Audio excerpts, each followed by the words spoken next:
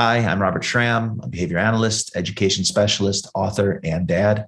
And I'm also the developer of the 7 Steps to Instructional Motivation. Each week, I provide you with helpful information based on the Just 7 Steps approach. So if you haven't already subscribed to my YouTube channel, take a second, do it right now. You'll be certainly glad that you did. In today's episode, I'm going to focus on a topic that is of issue across the country and the world, and that is our kids' interest in electronics. When I was a kid, we had no internet, no cell phones, no iPads, no TV on demand. In fact, we had 3 networks and WGN, and I was my dad's personal remote control. He'd sit on the couch and say, "Bobby, change to channel 2, now channel 5. Okay, switch to channel 7. Okay, go back to the Cubs game on channel 9. And aside from a few hard to find UHF channels, that was pretty much it. In my early teens, we started to have home video game consoles like Atari, and then in television, and finally, Nintendo became part of our lives. But games were expensive and repetitive, nowhere near the quality of what kids get to experience today. Yet, if I'm honest, even back then, I remember my mom and dad on occasion having to force us to stop playing and go outside. If you've been a faithful listener of the podcast, you might remember back in episode 6, I talked about how to get your kids to be more active and participate in outdoor activities over things like electronics. Well, in today's episode, we're going to talk about a similar issue, but from the other perspective. Not how to increase outside physical activities, but how to shorten the amount of time your kids spend glued to their electronics, and how to limit screen time without a fuss. If you haven't already seen my earlier podcast, check out the link in the podcast description to enjoy episode 6. So if you're like most families, you probably lament the amount of time your kids spend on their screens. Maybe you enjoy screen time and they picked up the interest from you, or maybe you needed to use screens to help you with some respite time, to be able to get on to other things in your life. Regardless, kids become easily engrossed in digital stimuli, and the developers of games, shows, and even the phones themselves do everything that they can to help build your child's interests into an addiction. I don't believe there's any right or wrong answer as to how much time a child should spend in front of a screen.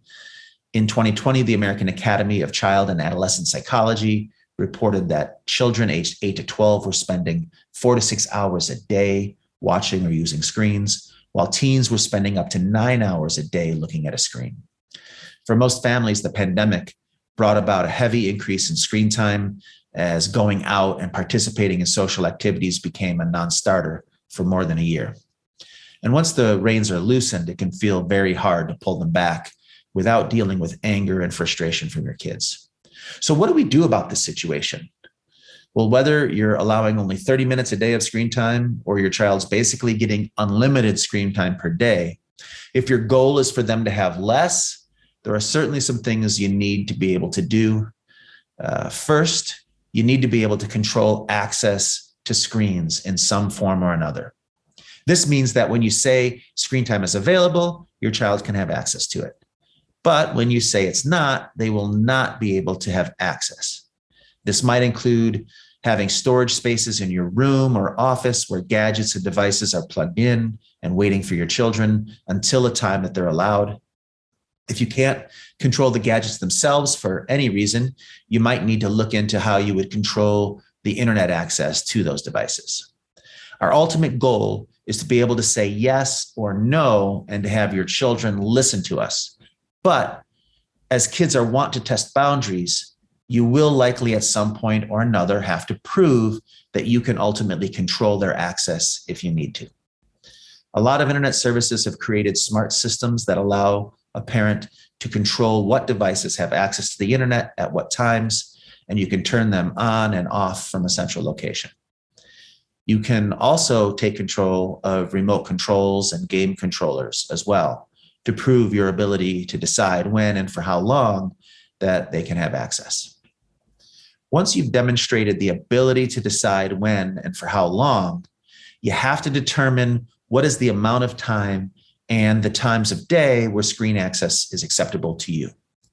I personally don't make judgments on parents who have to decide what is appropriate amounts of screen time for their kids. I know some families who say no more than 30 minutes a day, and others I've worked with who just want to limit it to 5 hours a day or less.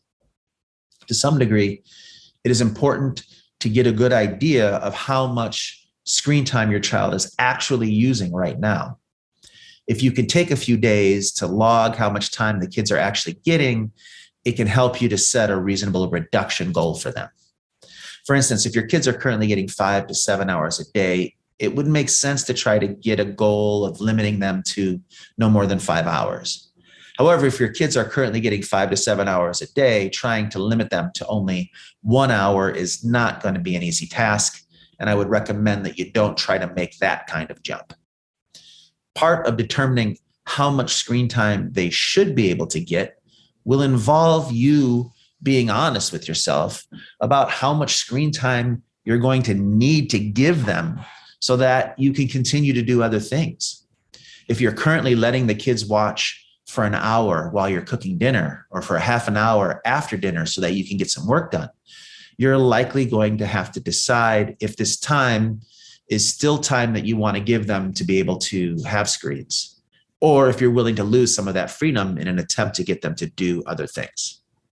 So what I'm getting at here is not just looking at how much time you want your child to have, but instead how much time you are currently needing to give them to help support you in being able to focus on other things throughout your day. We can certainly get them to do something other than screen time when you're busy with dinner or work, but you should understand that you're more likely to be disrupted during this time while trying to create that transition. So let's say you decide that you still want them to have up to 1 hour of screen time while you're cooking dinner and up to 30 minutes after dinner for you to get some emails done. And in general, your kids are currently getting about, let's say, 5 hours per day. It would make sense to me to set your goals somewhere between that 1.5 hours you want them to have and the 5 hours they're currently getting.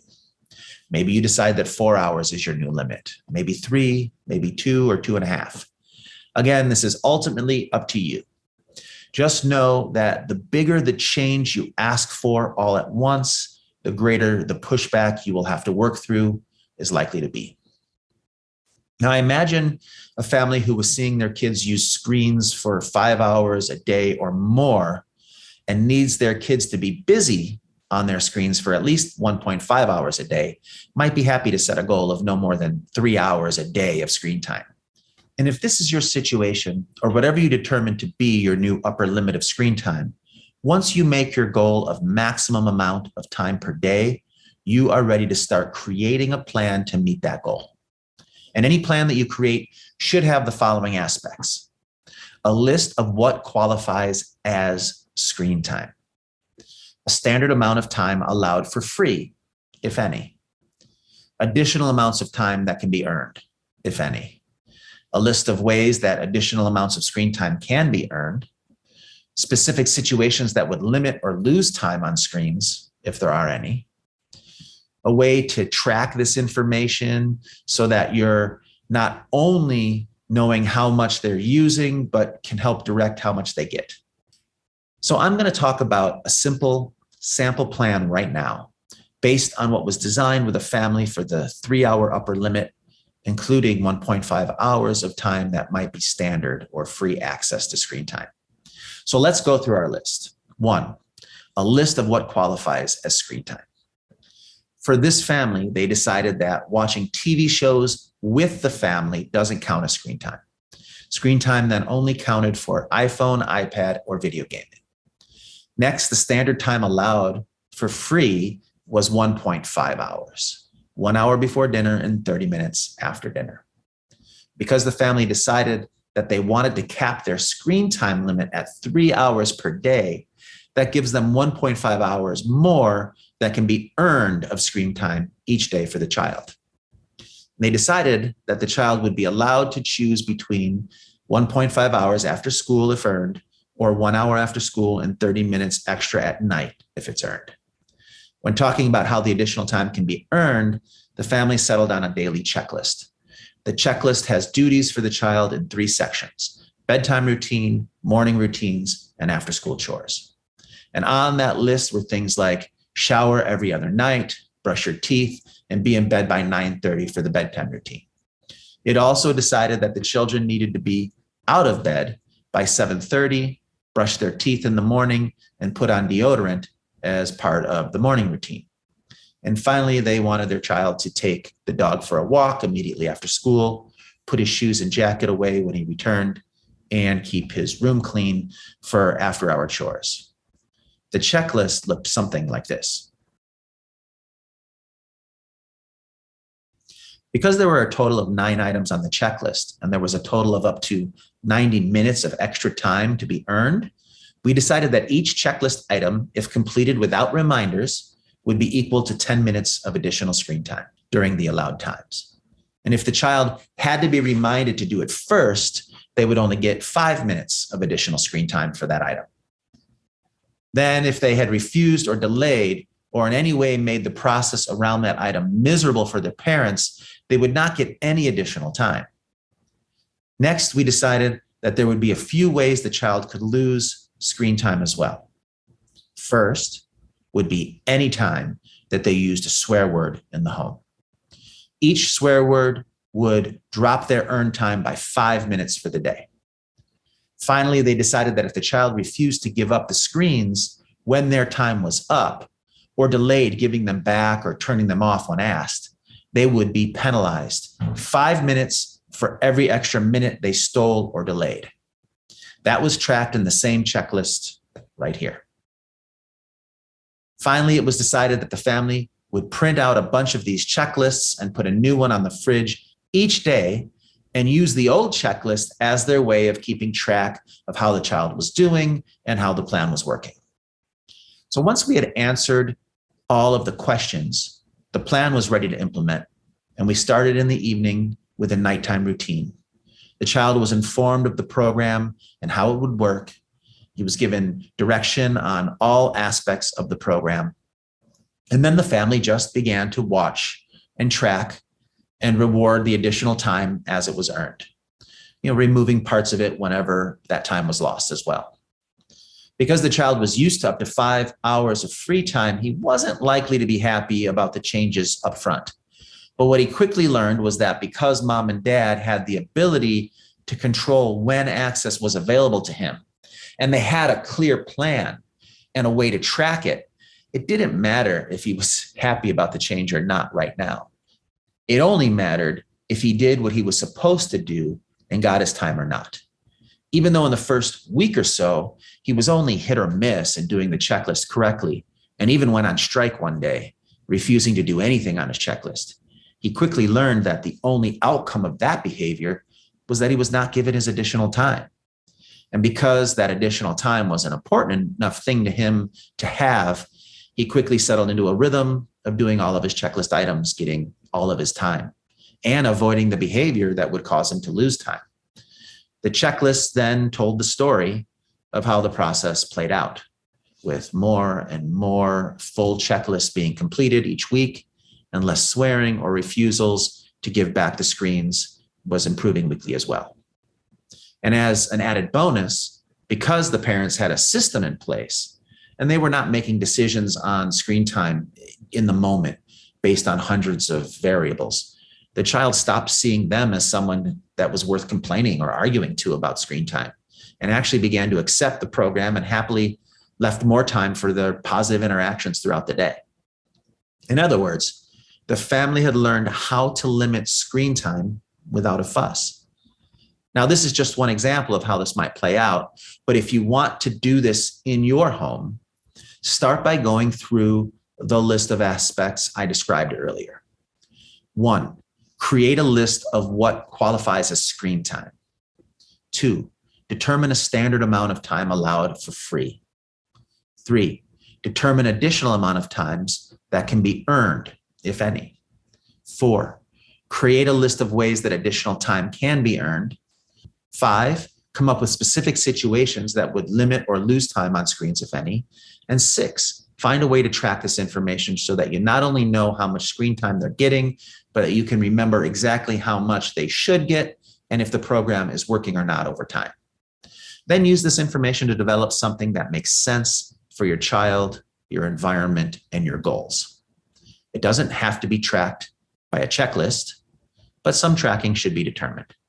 It could be part of a larger token plan or just a ranking on the day of 0 to 5, with each number equaling a different amount of time earned.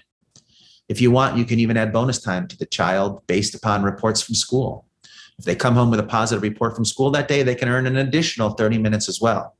It's all ultimately up to you. Now, of course, this program I share here only covered school days. You would likely need to have another plan for non-school days, as there's more free time involved, maybe more or less expectations of the child, and possibly a greater willingness to give more time on the screens as well. But again, this is all ultimately up to you, and you can create a plan for those days the same as you did the school days. And if you do it correctly, you will find that you can start to limit your child's screen time, and you can do it all without long-term fighting or fuss. And if you want to know more about how to raise your kids without all the yelling and nagging and hurt feelings, join me at my website. Register for the free workshop called How to Get Your Kids to Listen Without Raising Your Voice or Nagging. It's free for you right now at just7steps.com/workshop. It's less than an hour long, but it shares with you some great tips and advice, and it's all for free. And we even offer a special gift to those who participate all the way to the end. So if you want to know how to limit screen time without a fuss, follow these steps and develop a list of what qualifies as screen time, a standard amount of time allowed for free, an additional amount of time that can be earned, a list of ways that additional amounts of time can be earned, specific situations that would limit or lose time on the screens, a way to track this information, and then explain it all to your child, give it a try and see how it works. If you struggle, or if your kids are likely to become aggressive or self-abusive or destructive, consider finding a qualified behavior analyst in your area to help you. If not, at least consider taking our online course on the 7 steps and joining the private Facebook group that comes with it, where you can run your plans and ideas past others who are also wanting to help their children. But for now, don't miss out on the free workshop at just7steps.com/workshop and learn how to get your kids to listen without raising your voice or nagging. I look forward to seeing you there.